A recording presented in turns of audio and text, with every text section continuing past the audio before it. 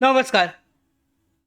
राज्य शासन, त्याचबरोबर जिल्हा परिषद, पंचायत समिती, त्याचबरोबर ग्रामपंचायत अंतर्गत दिव्यांग बांधवांसाठी 5% दिव्यांग कल्याण निधी अंतर्गत ज्या योजना राबवल्या जातात, त्या योजनेसाठी जुलै महिना अत्यंत महत्त्वाचा असतो. कारण याच महिन्यापासून ज्या विविध योजना असतात, जिल्हा परिषदेच्या असतात, त्याचबरोबर पंचायत समितीच्या असतात आणि ग्रामपंचायत असतात, त्या 5% दिव्यांग कल्याण निधी योजनेसाठीच्या ज्या विविध योजना आहेत यासाठी अर्ज करण्यासाठीची प्रक्रिया ही प्रत्येक जिल्हानिहाय सुरू होते, तालुकानिहाय, त्याचबरोबर तुमच्या गावनिहाय ह्या सुरू होतात आणि या तिन्ही ठिकाणी या योजनेचा दिव्यांग लाभार्थी जे आहे हे लाभ घेऊ शकतात. तर या संदर्भातच आजच्या व्हिडिओमध्ये महत्त्वाचे असे अपडेट जाणून घेऊयात की विविध योजना ज्या आहेत, राज्य शासन असेल, त्याचबरोबर जिल्हा परिषद मुख्यतः तुमच्या जिल्ह्याअंतर्गत, तुमच्या तालुक्याअंतर्गत आणि गावाअंतर्गत या ज्या विविध योजना राबवल्या जातात, तर दिव्यांग बांधवांसाठीच्या योजनांबाबतची महत्त्वाची अपडेट, महत्त्वाची माहिती, कशा पद्धतीने कोणकोणते योजना सध्या सुरू होत आहेत, अर्ज कसा करायचा, त्याचबरोबर अर्ज प्रक्रिया ही कोणत्या ठिकाणी तुम्हाला अर्ज द्यायचा आहे, सगळी माहिती आजच्या व्हिडिओमध्ये जाणून घेऊयात. तत्पूर्वी नवीन असाल दररोजच्या प्रमाणे तर व्हिडिओला लाईकसुद्धा करा, त्याचबरोबर मराठी बिग गाईड या यूट्यूब चॅनलला सबस्क्राईबसुद्धा करा. म्हणजे महत्त्वाच्या ज्या अपडेट आहेत निराधार योजनेअंतर्गत दिव्यांग बांधवांसाठीच्या त्या तुमच्यापर्यंत वेळेवर पोचतील. सुरुवात करूयात व्हिडिओला. कोणकोणत्या योजना आहेत ज्या राबवल्या जातात जिल्हा अंतर्गत पाहू शकता. आता सगळ्यात महत्त्वाचे तुमच्यासमोर प्रत्येक जिल्हा अंतर्गत या योजना राबवल्या जातात. आता तुमच्यासमोरची माहिती या ठिकाणी आहे तर पाहू शकता, जिल्हा परिषद ठाणे समाज कल्याण विभागाच्या विविध योजनांची माहिती ही दिलेली आहे. तर या अंतर्गत 5% दिव्यांग कल्याणसाठीचा सेस फंड जो असतो हा राखीव असतो, जिल्हा परिषदेसाठी सुद्धा असतो, त्याचबरोबर यामध्ये जर पाहिलं तुम्ही तर पंचायत समितीसाठी सुद्धा असतो आणि ग्रामपंचायत लेवलला सुद्धा असतो. तर आता जिल्हा परिषदसाठी प्रत्येक जिल्हा अंतर्गत तुम्ही ज्या जिल्ह्याचे रहिवासी आहात त्या जिल्ह्याअंतर्गत तुम्ही ही माहिती चेक करू शकता. पाहू शकता, पहिलीच योजना दिसते. योजनेचं नाव आहे, यामध्ये 5% दिव्यांग कल्याण सेस फंड अंतर्गत दिव्यांग पालकांच्या मुलींना माझी लेख योजनेअंतर्गत 50,000 मुदत ठेव रक्कम ठेवणे या योजनेचा लाभ मिळण्याबाबतचा अर्ज. तर अर्ज प्रक्रिया यासाठी सुरू झाले. या ठिकाणी या लिंकवर क्लिक केलं तर तुम्ही अर्ज करू शकता. लक्षात ठेवा, ही योजना म्हणजे ही जी महत्त्वाची माहिती आहे प्रत्येक जिल्हानिहाय वेगवेगळी आहे. तुमच्या जिल्ह्याअंतर्गत माहिती तुम्ही चेक करू शकता. आता जी माहिती मी देतोय ही फक्त ठाणे जिल्ह्यासाठीची आहे. बाकी जिल्ह्याअंतर्गत सुद्धा अशाच पद्धतीच्या वेबसाईट आहेत, त्याच्या लिंक मी शेअर करेन. त्याचबरोबर ज्या जिल्ह्याअंतर्गत वेबसाईट नसतील त्या ठिकाणी ऑफलाईन पद्धतीने अर्ज जो आहे समाज कल्याण विभागामध्ये जाऊन भरला जाऊ शकतो. तर सगळ्यात पहिल्यांदा जी योजना आहे, 5% दिव्यांग कल्याण सेस फंड अंतर्गत दिव्यांग बालकांच्या मुलींना माझी लेख योजनेअंतर्गत 50,000 मुदत ठेव डिपॉझिट. तर यासाठी पालकांचं दिव्यांगत्व 40%च्या वर असणं आवश्यक आहे. लाभार्थी कुटुंबाचं दारिद्र्य रेषेखालील यादीमध्ये नाव असल्यास हा दाखला जो आहे 3,60,000च्या आत उत्पन्नाचा दाखला असणं आवश्यक आहे. अर्जासोबत आधार कार्ड आणि रेशन कार्ड छायांकित प्रत जोडणं आवश्यक आहे. दिनांक 1 जानेवारी 2020 नंतरनं जन्मास आलेल्या मुलींनाच हा लाभ जो आहे हा दिला जाईल.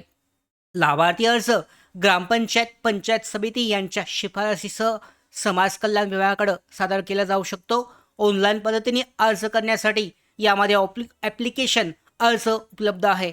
एका मुलीसाठी 50,000 व 2 मुली असल्यास प्रत्येकी 25,000 रुपये रकमेची मुदत ठेव जी आहे ही काढण्यात येईल. फिक्स्ड डिपॉझिट असेल. यामध्ये मुलीचं वय 18 वर्ष पूर्ण झाल्यानंतरनं मुदत ठेवीची रक्कम ही काढली जाऊ शकते. अशा पद्धतीची योजना आहे आणि यासाठी अर्ज प्रक्रिया सध्या सुरू आहे. या जर लिंकवर क्लिक केलं तुम्ही तर अशा पद्धतीने हा अर्जाचा फॉर्म ओपन होईल आणि त्याद्वारे अर्ज जो आहे हा केला जाऊ शकतो. या ठिकाणी पाहू शकता, हा अर्ज आहे जिल्हा परिषद ठाणेसाठी आहे, लाभार्थी नोंदणी. त्याच्यानंतरनं दुसरी योजना आहे, 5% दिव्यांग कल्याण सेस फंड अंतर्गत दिव्यांग लाभार्थ्यांना स्वयंरोजगारासाठी अर्थसहाय्य देणं. तर यासाठी सुद्धा 2025-26 साठीच्या या आर्थिक वर्षासाठी ही योजना सध्या सुरू आहे लाभार्थ्यांसाठी.